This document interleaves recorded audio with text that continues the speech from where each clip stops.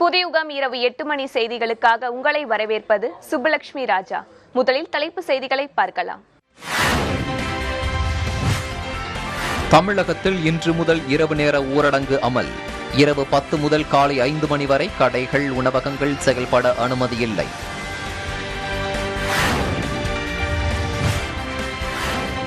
பொங்கல் பண்டிகையை முன்னிட்டு வள்ளியூரில் தலைப்பொங்கல் சீர்வரிசைக்கான குத்துவிளக்கு உற்பத்தி தீவிரம். இந்த ஆண்டு விற்பனை அதிகரித்து இருப்பதால் உற்பத்தியாளர்கள் மகிழ்ச்சி.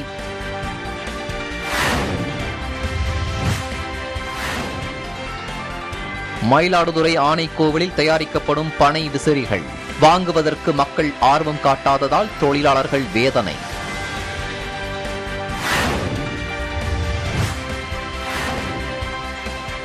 கொரோனா பரவல் தடுப்பு நடவடிக்கையாக சென்னையில் சுழற்சி முறையில் மாதிரிகள் சேகரிக்கும் பணி. 200 வாகனங்களை மாநகராட்சி இயக்கம்.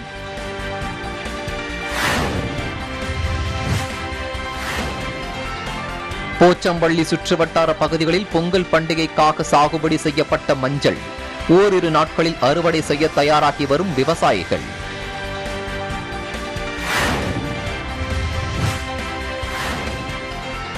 ஓமலூர் பகுதியில் சாகுபடி செய்யப்பட்டுள்ள தட்டப்பயிறு விலை அதிகரித்து விற்பனையாவதால் விவசாயிகள் மகிழ்ச்சி.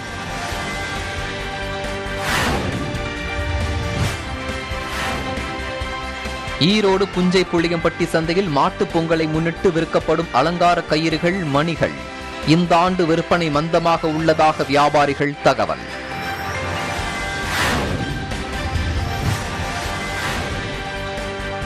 மயிலாடுதுறை அருகே மழை விட்டு 5 நாட்களாகியும் வயல்களில் வடியாத மழை நீர்.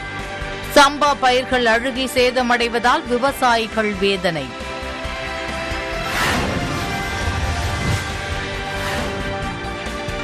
ஓமலூர் பகுதிகளில் கழிவு சர்க்கரையை கொண்டு கலப்பட வெல்லம் உற்பத்தி செய்யப்படுவதாக குற்றச்சாட்டு.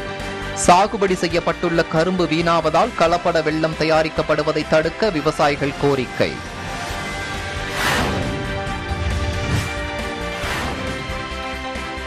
கூடங்குளம் அணுமின் நிலையத்தில் 2வது அணு உலையில் தொழில்நுட்ப கோளாறு காரணமாக மின் உற்பத்தி நிறுத்தம். 1000 மெகாவாட் மின் உற்பத்தி பாதிப்பு.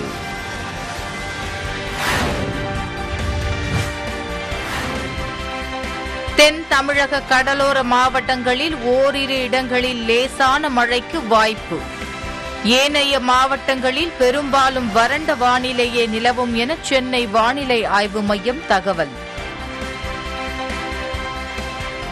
அடுத்ததாக தேசிய மற்றும் சர்வதேச நிகழ்வுகள் சிலவற்றை முக்கிய செய்திகளாக பார்க்கலாம்.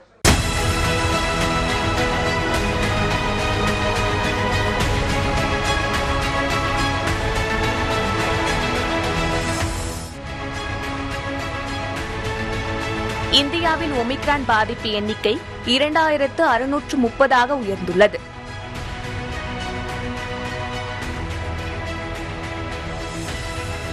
தமிழகம் உள்பட 17 மாநிலங்களுக்கு 10வது தவணையாக 9871 கோடி ரூபாய் வருவாய் பற்றாக்குறை நிதியை மத்திய அரசு விடுவித்துள்ளது.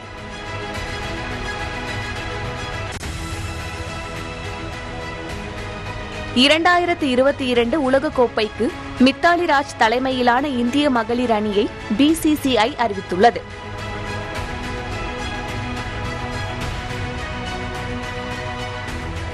குஜராத்தில் தொழிற்சாலையில் ஏற்பட்ட வாயு கசிவால் 6 பேர் உயிரிழந்தனர்.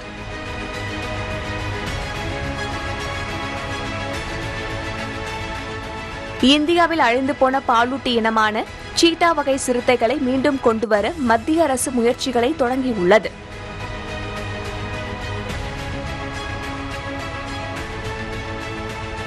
டெல்லியில் பொது முடக்கம் அவசியமில்லை என்று அம்மாநில சுகாதாரத்துறை தெரிவித்துள்ளது.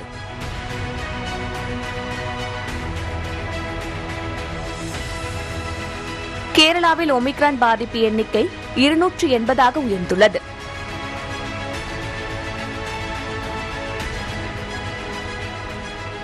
புதுச்சேரியில் புதிதாக 129 பேருக்கு கொரோனா தொற்று உறுதி செய்யப்பட்டுள்ளது.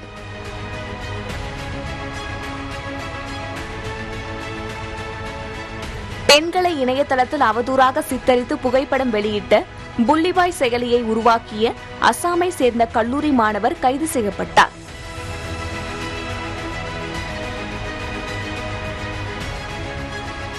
பிரேசில் அரசு 5 முதல் 11 வயதுடையவர்களுக்கு தடுப்பூசி செலுத்த அனுமதி அளித்துள்ளது.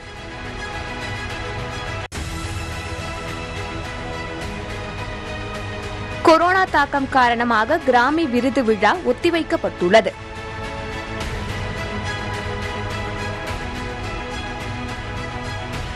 ISL கால்பந்து தொடரில் வினித் ராய் மும்பை சிட்டி அணியுடன் இணைந்துள்ளார்.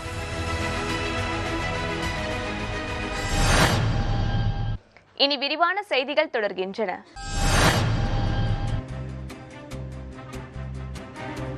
தமிழகத்தில் கொரோனா பரவலை கட்டுப்படுத்த இன்று முதல் இரவு நேர ஊரடங்கு அமலுக்கு வருகிறது. இரவு 10 மணி முதல் காலை 5 மணி வரை ஊரடங்கு அமலில் இருக்கும். இந்நேரத்தில் அனைத்து வணிக வளாகங்கள், வணிக நிறுவனங்கள், கடைகள், உணவகங்கள் போன்றவை செயல்பட அனுமதி இல்லை. இதையொட்டி ஏராளமான போலீசார் பாதுகாப்பு பணியில் ஈடுபட உள்ளனர்.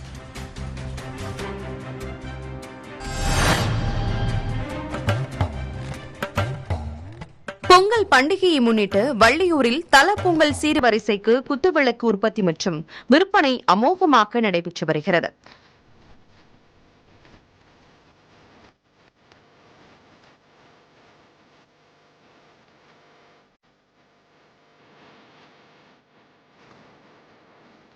நெல்லை மாவட்டம் ராதாபுரம், நாங்குநேரி தொகுதிக்குட்பட்ட பகுதிகளில் விவசாயத்துக்கு அடுத்தபடியாக பித்தளை பாத்திரங்கள் தயார் செய்து வருகின்றனர்.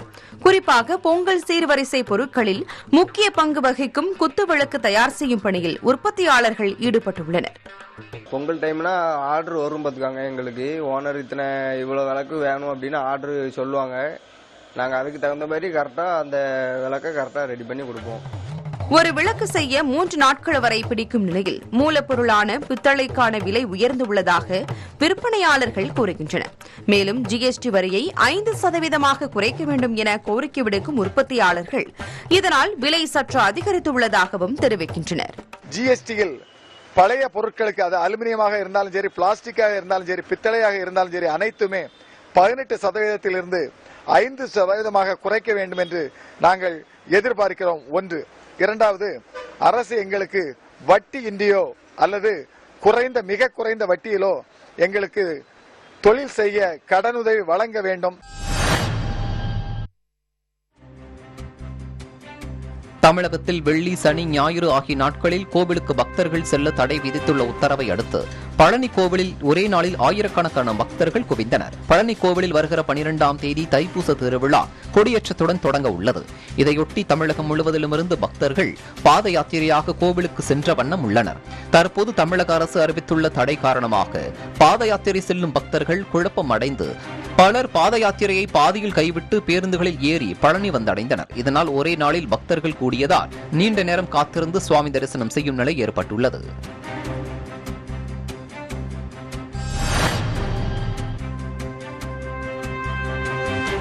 சென்னை மெட்ரோ ரயில் சேவையை நீட்டிக்க நடவடிக்கை எடுக்கப்படும் என முதலமைச்சர் ஸ்டாலின் தெரிவித்துள்ளார். சென்னை கலைவாணர் அரங்கத்தில் நடப்பாண்டின் முதல் சட்டப்பேரவை கூட்டத்தொடர் நடைபெற்று வருகிறது. முதல் முறையாக சட்டப்பேரவையின் கேள்வி பதில் நேரம் நேரடி ஒளிபரப்பு செய்யப்பட்டது.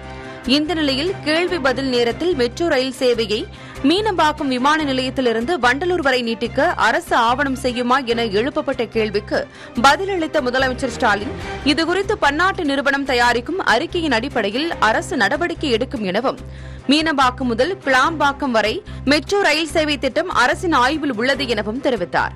மேலும் நீட் விலக்கு மசோதா தொடர்பாக வரும் 8ஆம் தேதி அனைத்துக் கட்சி கூட்டம் நடைபெறும் என தெரிவித்தார்.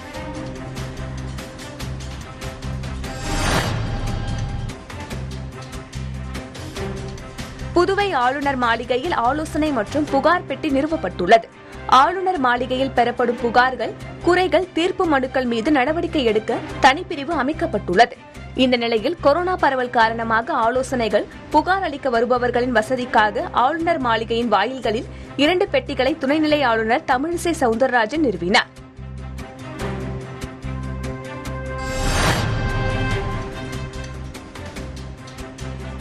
இலங்கையை ஒட்டி உருவாகவுள்ள வளிமண்டல மேலடுக்கு சுழற்சி காரணமாக நாளை தென் தமிழக கடலோர மாவட்டங்களில் ஓரிரு இடங்களில் லேசான மழை பெய்யக்கூடும் என வானிலை ஆய்வு மையம் தெரிவித்துள்ளது. ஏனைய மாவட்டங்களில் பெரும்பாலும் வறண்ட வானிலையே நிலவும் எனவும் குறிப்பிடப்பட்டுள்ளது. அறுவடைக்கு தயாராகும் மஞ்சள் செடிகள், காராமணி சாகுபடியால் லாபம் அடையும் விவசாயிகள், தொற்று பரவலை கண்டறிய புதிய முறை உள்ளிட்ட செய்திகளை தற்போது பார்க்கலாம். பொங்கல் பண்டிகை நெருங்கும் நிலையில் போச்சம்பள்ளி சுற்றுவட்டார பகுதிகளில் மஞ்சள் செடிகள் அறுவடைக்கு தயாராக உள்ளன. கிருஷ்ணகிரி மாவட்டம் போச்சம்பள்ளி, பெரிய புளியம்பட்டி, மயிலம்பட்டி, பெருமகவுண்டனூர், கண்ணுக்கானூர் உள்ளிட்ட சுற்றுவட்டார பகுதிகளில் சுமார் 100 ஏக்கர் அளவிற்கு மஞ்சள் பயிரிடப்பட்டிருக்கிறது. பொங்கல் பண்டிகையின் போது வைக்கப்படும் படையலில் கரும்பு, பூசணி, மொச்சை, அவரை இவைகளுடன் முக்கிய பொருளாக மஞ்சள் வைத்து வழிபடுவது தமிழர்களின் வழக்கம். இதனையொட்டி பயிரிடப்பட்டுள்ள மஞ்சள் செடிகள் இன்னும் சில தினங்களில் அறுவடை செய்யப்பட்டு பல்வேறு பகுதிகளுக்கு அனுப்பி வைக்கப்பட உள்ளது.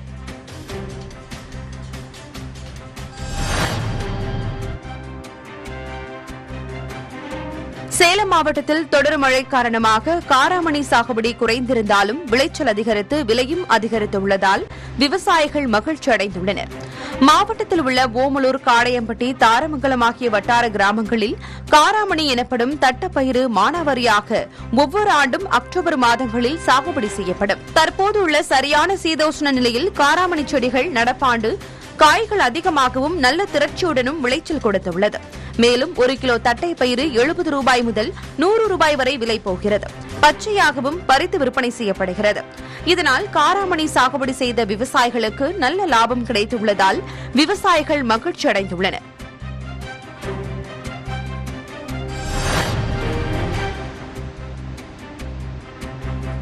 ஜல்லிக்கட்டு போட்டிக்காக காளைகளை தீவிர பயிற்சியில் காளை உரிமையாளர்கள் ஈடுபடுத்தி வருகின்றனர். கொரோனா பரவி வரும் நிலையில் இந்த ஆண்டு பார்வையாளர்கள் இன்றி ஜல்லிக்கட்டை நடத்த தேவையான நடவடிக்கைகள் மேற்கொள்ளப்பட்டு வருகிறது. இதையடுத்து தேனி மாவட்டம் பெரியகுளம் சுற்றுவட்டார பகுதிகளான கெங்குவார்பட்டி, தேவதானப்பட்டி, மஞ்சளார், வடுகப்பட்டி உள்ளிட்ட பல்வேறு கிராமங்களில் வளர்க்கப்படும் ஜல்லிக்கட்டு காளைகளுக்கு ஜல்லிக்கட்டில் பங்கேற்க தீவிர பயிற்சிகள் காளை உரிமையாளர்கள் அளித்து வருகின்றனர். இப்போ ஜல்லிக்கட்டு பிரச்சனைக்கு பின்னாடி ஒரு வீட்டுக்கு 1 மாடு 2 மாடு பூராமே நாட்டு மாடை வந்து பசு மாடாக வளர்க்க ஆரம்பிச்சோம். அதில் போட்ட கண்டை பூராமே ஜல்லிட்டுக்கு ரெடி பண்ணி தயார் பண்ணி நாங்கள் பூரா மாடை பூரா சட்டிக்கு ரெடி பண்ணி ஏற்றிட்டு இருக்கோம். இந்த மாதிரி வந்து நாட்டு மாடுக்கு முக்கியத்துவம் கொடுத்ததில் தமிழக அரசு நாங்கள் வரவேற்கிறோம். காளைகளுக்கு தினமும் காலையும் மாலையும் 4 கிலோமீட்டர் நடைப்பயிற்சியும், நீச்சல் பயிற்சியும், மண் குவியலில் கொம்பு மூலம் முட்டும் பயிற்சியும் அளிக்கப்பட்டு வருகிறது. மேலும் ஜல்லிக்கட்டு காளைகளுக்கு தினமும் காலையும் மாலையும் பருத்தி விதை, தவிடு, சோளம், அரிசி மாவு, பேரிச்சம்பழம் போன்ற சத்தான உணவுகளை காளை உரிமையாளர்கள் அளித்து வருகின்றனர். நான் வந்து 50 மாடு நாட்டு மாடு வச்சுருக்கேன். நாங்கள் வந்து நாட்டு மாட்டு கூடயே ஜல்லிக்கட்டு மாடும் வளர்க்குறோம். ஜல்லிக்கட்டு மாட்டுக்கு வந்து இன்னும் 1 வாரம் தான் ஜல்லிக்கட்டு போகிற டயர் இருக்கிறதுனால நாங்கள் இந்த 3 மாதமாக அதுக்கு பயிற்சி கொடுக்குறோம். அரசு வந்து எங்களுக்கு என்ன ஒன்றுண்டா, ஒரு வாடியில் வந்து 500 மாடு கலட்டுறோம்னா அந்த 500 டோக்கனை தான் கொடுக்கணும். அதிகமான மாட்டை கொடுத்து மாடை தள்ளுவாடி ஓட்டு மாடு கலட்டாமல் வந்துடுறோம். நாங்கள் வந்து விவசாயி வந்து ஒரு வாடிக்கு போனால் 5000 6000 செலவு வருது. அதை செலவு பண்ணிவிட்டு நாங்கள் ஏமாந்து போய் வந்துருக்கோம். மேலும் ஜல்லிக்கட்டு போராட்டத்திற்கு பின்பு பெரியகுளம் பகுதியில் ஜல்லிக்கட்டு காளை வளர்ப்பு அதிகரித்துள்ளதாகவும், தற்பொழுது நாட்டு மாடுகள் மட்டுமே ஜல்லிக்கட்டு போட்டிகளில் அனுமதி என்பதால் ஜல்லிக்கட்டு காளை வளர்ப்பு அதிகரிக்கும் என காளை வளர்ப்பாளர்கள் தெரிவிக்கின்றனர். அதிக காளைகள் ஜல்லிக்கட்டு போட்டிகளில் பங்கேற்பதை தடுக்க காளைகளுக்கு வயது நிர்ணயம் செய்ய வேண்டும் என கோரிக்கை விடுத்துள்ளனர். பால் மாடு வளர்த்ததுலேருந்து ஜல்லிட்டு மாடு இப்போ 4-5 மாடு வளர்த்துருக்கு. அதே மாதிரி நிறைய இடத்துக்கு இப்போ சுற்று மாவட்டத்தில் எல்லா பக்கமும் திண்டுக்கல், தேனி, எல்லா பக்கமும் நாங்கள் ஜல்லிட்டுக்கு போய்கிட்டு இருக்கோம். இப்போ வளர்க்காமல் எத்தனையோ பேருக்காக இது பண்ணுறாங்க. அந்த இது நாங்கள் உண்மையாக வளர்த்து 1 வருஷம் 2 வருஷம் 1 வருஷம் வரைக்கும் கஷ்டப்பட்டு வளர்த்து அது போய் அந்த இடத்துல போய் ஏமாற்ற மாதிரி திரும்புகிற போது மனசுக்கு ரொம்ப கஷ்டமாக இருக்குது. இதுக்கு வந்து எங்களுக்கு அரசு வந்து நல்லா நடவடிக்கை எடுத்து கொடுக்குமாறு கேட்டுக்கொள்கிறோம். பெரியகுளம் அதனை சுற்றியுள்ள பகுதிகளில் ஏராளமான காளைகள் பயிற்சியில் ஈடுபட்டுள்ளது.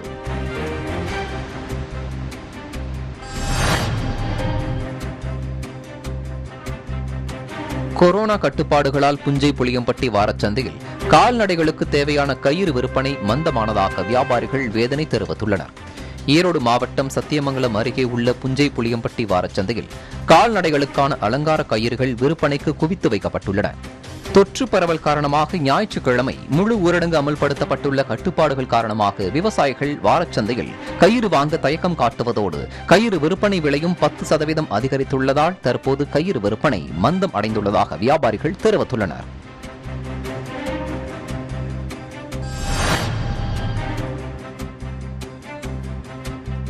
ராதாபுரம் வட்டார பகுதிகளில் பொங்கல் பண்டிகையை முன்னிட்டு விற்பனைக்கு வந்துள்ள கோலப்பொடிகளை பொதுமக்கள் ஆர்வமாக வாங்கி சென்றனர். வரும் பொங்கல் பண்டிகையை முன்னிட்டு ராதாபுரம் சுற்றுவட்டார பகுதிகளுக்கு மதுரை மாவட்டத்திலிருந்து பலவிதமான வண்ணங்களில் கோலப்பொடிகள் விற்பனைக்கு வந்துள்ளன. 200 கிராம் எடை கொண்ட பாக்கெட்டுகள் 10 ரூபாய்க்கு விற்பனையாகும் நிலையில் 26 விதமான வண்ணங்களில் கோலப்பொடிகள் விற்பனையாகின்றன. பொங்கல் பண்டிகையை சிறப்பாக கொண்டாட வேண்டும் என்ற நோக்கத்தில் வீடுகளின் வாசல்களை அலங்கரிக்க பொதுமக்கள் ஆர்வமுடன் வாங்கி சென்றனர்.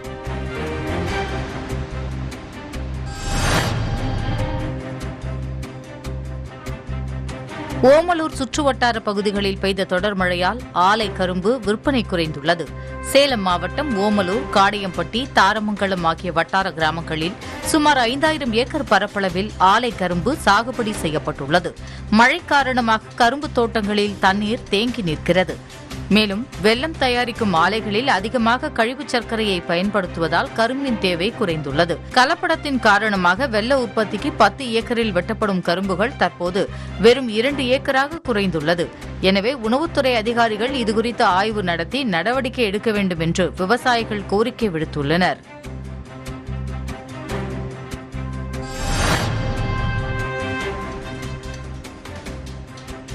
சென்னையில் கொரோனா தொற்று பரவலை விரைந்து கண்டறிய சுழற்சி முறையில் மாதிரிகள் சேகரித்து பரிசோதனை முறையை சென்னை மாநகராட்சி தொடங்கியுள்ளது.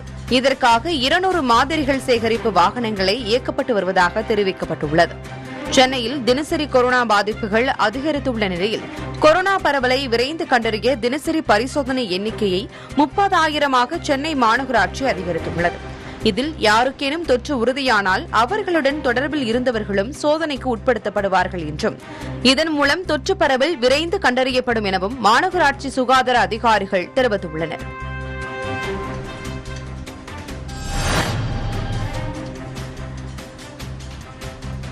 கொரோனா கட்டுப்பாடுகள் காரணமாக ஜனவரி 16ஆம் தேதிக்கான பொங்கல் சிறப்பு பேருந்துகளின் முன்பதிவு நிறுத்தப்பட்டுள்ளது. தமிழகத்தில் மீண்டும் கொரோனா பரவல் அதிகரித்துள்ள நிலையில் அரசு கட்டுப்பாடுகளை அறிவித்துள்ளது. குறிப்பாக ஞாயிற்றுக்கிழமைகளில் முழு ஊரடங்கு அமலில் இருக்கும் என தெரிவிக்கப்பட்டுள்ளது. இதனால் வரும் 16ஆம் தேதிக்கான சிறப்பு பேருந்து முன்பதிவு நிறுத்தப்பட்டுள்ளது. ஏற்கனவே முன்பதிவு செய்துள்ள 10,000 பேர் மாற்றுத் தேதியில் பயணிக்க ஏற்பாடுகள் செய்யப்படுவதாக போக்குவரத்து கழக அதிகாரிகள் தெரிவித்துள்ளனர். ஆகையால் பொங்கல் பண்டிகை கொண்டாட சொந்த ஊர் சென்று திரும்பும் பயணிகளுக்கு சிக்கல் ஏற்பட்டுள்ளது.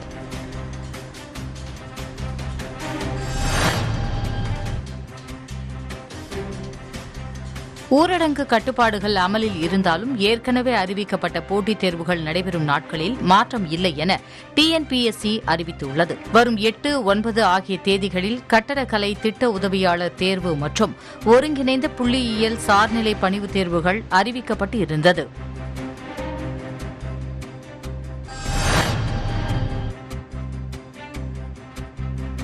கடலூர் மாவட்டத்திலுள்ள ஒரு மாநகராட்சி, 6 நகராட்சிகள், 21 பேரூராட்சிகள் ஆகியவைகளுக்கு விரைவில் தேர்தல் நடைபெற உள்ளது. இதற்காக மின்னணு வாக்கு இயந்திரங்கள் பகுப்பாய்வு மூலம் ஒதுக்கப்பட உள்ளது. இந்நிலையில் கடலூர் மாவட்ட ஆட்சியர் அலுவலகத்தில் ஆட்சியர் மின்னணு வாக்கு இயந்திரங்களை சம்பந்தப்பட்ட வாக்குச்சாவடிகளுக்கு பகுப்பாய்வு மூலம் ஒதுக்கீடு செய்தார்.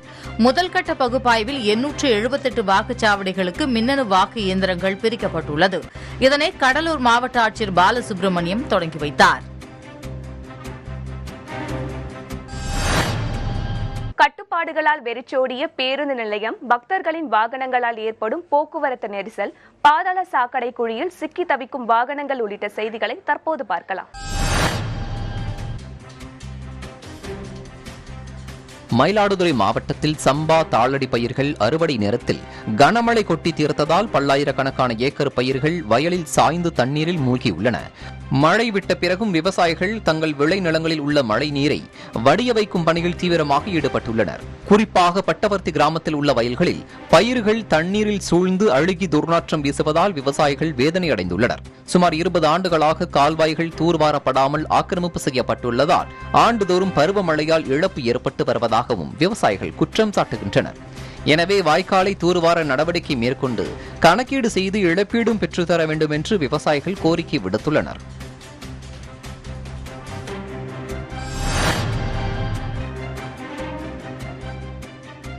கூடங்குளம் அணுமின் நிலையத்தில் 2வது உலையில் தொழில்நுட்ப கோளாறு காரணமாக மின் உற்பத்தி பாதிக்கப்பட்டுள்ளது. நெல்லை மாவட்டம் கூடங்குளத்தில் 2 அணு உலைகள் மூலம் 2000 மெகாவாட் மின் உற்பத்தி செய்யப்படும் நிலையில் 2வது உலையில் தொழில்நுட்ப கோளாறு ஏற்பட்டுள்ளது. இதன் காரணமாக உற்பத்தி நிறுத்தப்பட்ட நிலையில் 1000 மெகாவாட் உற்பத்தி பாதிப்படைந்துள்ளது. கோளாறை சரி செய்ய 2 நாட்கள் ஆகும் என அதிகாரிகள் தெரிவித்துள்ளனர்.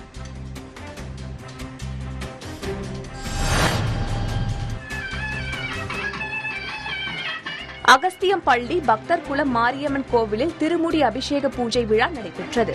நாகை மாவட்டம் வேதாரண்யம் அருகே அகஸ்தியம்பள்ளி பக்தர் குளம் மாரியம்மன் கோவிலில் 37ஆம் ஆண்டு திருமுடி அபிஷேக பூஜை விழாவையொட்டி வேதாரண்யேஸ்வரர் திருக்கோவிலிருந்து பக்தர்கள் 48 நாட்கள் விரதம் இருந்து திருமுடி தலையில் சுமந்தும் பெண்கள் பால்குடம் சுமந்தும் நகரின் முக்கிய வீதிகளில் வழியாக ஊர்வலமாக வந்து பக்தர் குளம் மாரியம்மன் கோவிலுக்கு சென்றனர். அங்கு மாரியம்மனுக்கு திருமுடி அபிஷேகமும் பாலாபிஷேகமும் நடைபெற்றது. தொடர்ந்து அலங்கரிக்கப்பட்ட அம்மனுக்கு தீபாராதனையும் நடைபெற்றது. இதில் ஏராளமான பக்தர்கள் கலந்து கொண்டு அம்மனை வழிபட்டு சென்றனர்.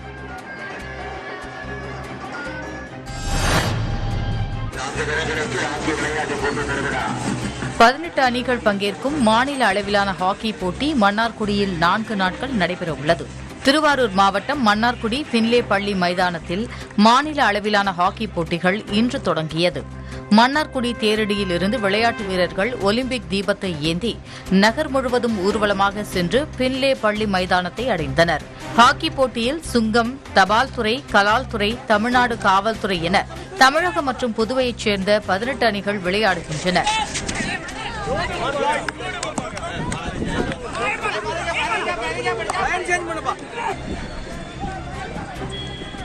கொரோனா கட்டுப்பாட்டு வழிமுறைகளை பின்பற்றி இன்று தொடங்கிய ஹாக்கி போட்டிகள் 4 நாட்கள் நடைபெறவுள்ளது.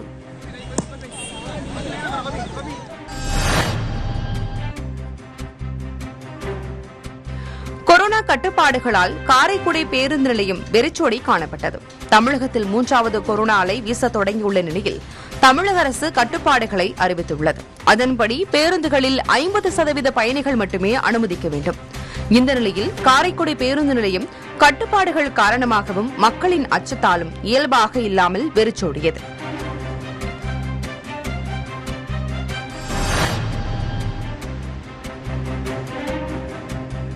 மதுரையில் தீ விபத்தில் சேதமடைந்த வீர வசந்தராயர் மண்டப பணிகள் தேக்க நிலையில் உள்ளதாக பொதுமக்கள் குற்றம் சாட்டுகின்றனர்.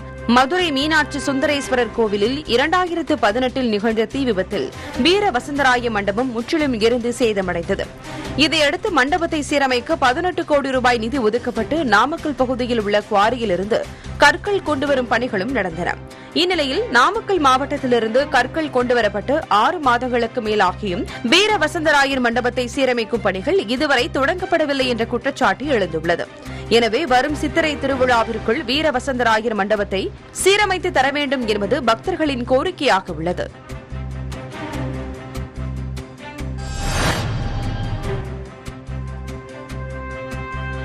கோவை மாவட்ட ஆட்சியர் அலுவலகம் முன்பு பாதாள சாக்கடை குழாய் மற்றும் தண்ணீர் குழாய் பதிக்கும் பணிகள் நடைபெற்று வருகின்றன. இது தொடர்பாக அப்பகுதியில் வாகன போக்குவரத்து தடை விதித்த நிலையில் தடையை மீறி அங்கு சரிவர மூடப்படாத குழாய்கள் மீது கார்கள் நிறுத்தப்பட்டதால் தண்ணீர் குழாயில் உடைப்பு ஏற்பட்டதுடன் அப்பகுதியில் நின்றிருந்த கார்கள் மற்றும் ஆட்டோ குழியில் சிக்கிக் கொண்டது. இதையடுத்து ஜேசிபி இயந்திர உதவியுடன் நீண்ட நேர போராட்டத்திற்கு பின்னர் சிக்கிக் கொண்ட வாகனங்களை மீட்டனர். மேலும் உடைப்பு ஏற்பட்ட குடிநீர் குழாய் உடைப்பையும் சரி செய்யும் பணியில் ஊழியர்கள் ஈடுபட்டனர்.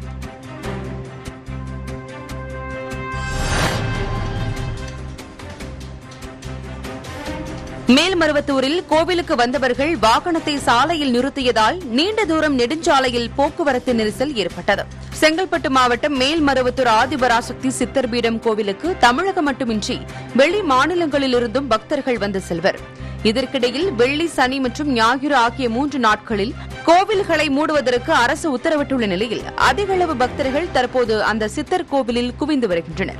இந்த நிலையில் அவர்கள் தங்களது வாகனங்களை திருச்சி, சென்னை தேசிய நெடுஞ்சாலையில் இருபுறமும் நிறுத்தி வைத்திருந்தனர். இதனால் 5 கிலோமீட்டர் தூர அளவிற்கு போக்குவரத்து நெரிசல் ஏற்பட்டது. இதற்கிடையில் அப்பகுதியில் உள்ள கடைதாரர்கள், தெருவோர வியாபாரிகள், பக்தர்கள் என பலருக்கும் கொரோனா பரிசோதனை செய்ய உத்தரவிடப்பட்டுள்ளது.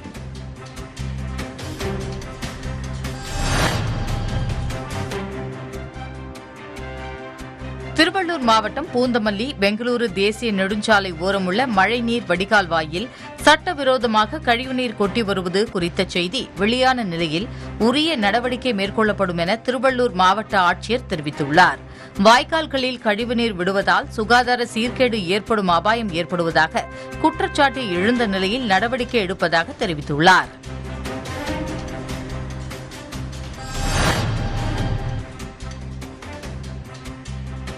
டெல்டா மாவட்டங்களின் பாசன தேவைக்காக நீர் திறப்பு குறைக்கப்பட்டதால் மேட்டூர் அணையின் நீர்மட்டம் 110 அடிக்கு மேலாக உள்ளது. மேட்டூர் அணைக்கு நீர்வரத்து 3629 கனஅடியாக உள்ள நிலையில் பாசன தேவைக்காக 1000 கனஅடி மட்டுமே திறக்கப்படுகிறது. இதனால் அணையின் நீர்மட்டம் 116.44 கனஅடியாகவும் நீரிருப்பு 87.90 டிஎம்சியாகவும் உள்ளது.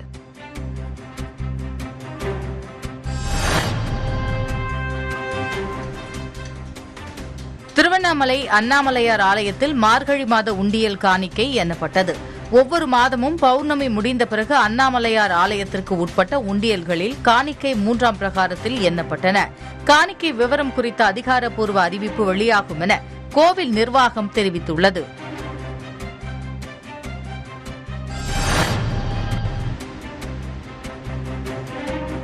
கோவையில் பாலியல் ரீதியாக பாதிக்கப்பட்டு அதில் இருந்து மீண்ட பெண்கள் மற்றும் குழந்தைகளுக்கு உளவியல் ஆலோசனை வழங்க காவல்துறை நடவடிக்கை எடுத்துள்ளது. அதன்படி மாநகர காவல்துறை மற்றும் கஜானந்தா அறக்கட்டளை இணைந்து நவ இந்தியா பகுதியில் வளம் என்ற பெயரில் குழந்தைகள் மற்றும் பெண்களுக்கான ஆலோசனை சேவை மையத்தை துவக்கியுள்ளனர். மாநகர காவல் ஆணையர் பிரதீப் குமார் இந்த மையத்தை திறந்து வைத்தார். தொடர்ந்து செய்தியாளர்களிடம் பேசிய அவர், பாலியல் ரீதியாக பாதிக்கப்பட்டு மீண்டும் மன ரீதியான பாதிப்புக்கு உள்ளாகுபவர்களின் தன்னம்பிக்கை மற்றும் கண்ணியத்தை மீட்டெடுக்க வேண்டும் என்ற நிலை ஏற்பட்டுள்ளது என்பதால் இந்த இலவச ஆலோசனை மையம் துவங்கப்பட்டுள்ளதாகவும் இங்கு வரும் பெண்கள் மற்றும் குழந்தைகளின் அடையாளங்கள் ரகசியம் காக்கப்படும் எனவும் தெரிவித்தார். வளம் ஒரு ப்ரோக்ராம் இன்னைக்கு ஸ்டார்ட் பண்ணியிருக்கோம் கோயம்புத்தூர் மாநகரத்தில். Victims of crime against women and children victims பார்த்தீங்கன்னா அவங்களோட ஒரு சைக்கலாஜிக்கல் ஹீலிங், எமோஷனல் ஹீலிங் அந்த நோக்கத்தில், அது மட்டும் இல்லை அவங்களோட செல்ஃப் கான்ஃபிடென்ஸ், அவங்களோட டிக்னிட்டி ஒரு ரெஸ்டோர் பண்ணுறதுக்காண்டி இந்த ஒரு ப்ரோக்ராம் ஸ்டார்ட் பண்ணியிருக்கோம். தேன்கனி கோட்டை பகுதியில் காட்டு யானை நடமாட்டம், பழுதடைந்த மின்மாற்றியை மாற்ற கோரும் மக்களிடம் மாற்றத்தை எதிர்நோக்கும் பனை விசிறி தொழிலாளர்கள் உள்ளிட்ட செய்திகளை தற்போது பார்க்கலாம். மயிலாடுதுறை மாவட்டம் தரங்கம்பாடியை அடுத்த ஆனைக்கோவில் கிராமத்தில் பாரம்பரிய முறையில் பனை விசிறிகள் தயாரிக்கப்பட்டு வருகிறது. பொதுமக்களிடம் விழிப்புணர்வு இல்லாததாலும் பிளாஸ்டிக் விசிறிகள் வரவாலும் வாழ்வாதாரம் இழந்து தவிப்பதாக பனை விசிறி தயாரிப்பாளர்கள் வேதனை தெரிவித்துள்ளனர். தற்போது தயாரிக்கப்படும் விசிறி ஒன்று 8 ரூபாய் முதல் 10 ரூபாய் வரைதான் வியாபாரிகள் வாங்குவதாகவும் இதனால் போதிய வருவாய் ஈட்ட முடியவில்லை எனவும் உற்பத்தியாளர்கள் கூறுகின்றனர். விழா காலங்களில் தாங்களே சென்று வியாபாரம் செய்தும் கூடுதல் வருவாய் ஈட்டிய நிலையில் கொரோனா தொற்றால் திருவிழாக்கள் தடைப்பட்டதால் 2 ஆண்டுகளாக வாழ்வாதாரம் இழந்து தவிப்பதாக கவலை தெரிவிக்கின்றனர். இயற்கைக்கு பாதுகாப்பான பனை விசிறியை பொதுமக்கள் வாங்கி பயன்படுத்த முன்வர வேண்டும் எனவும் பாரம்பரிய பனை விசிறி தொழிலை பாதுகாக்க அரசு உதவ வேண்டும் எனவும் கோரிக்கை விடுத்துள்ளனர்.